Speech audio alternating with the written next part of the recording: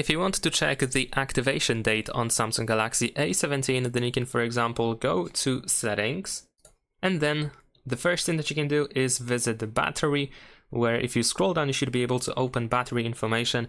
And then over here, as you can see, we have first used date. That can be an indicator of the first activation date. But besides that, there is one more way to check that information. More precisely, we need to go to Google. So find Google option, and let's go ahead and choose it. Then you can tap on your profile and then choose manage your Google account. Now let's wait a couple of seconds. And after that, we can go to your devices here.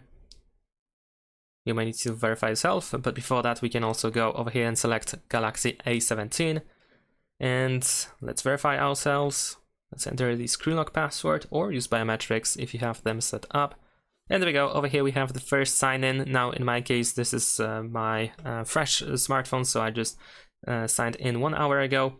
Later on you will see the specific date.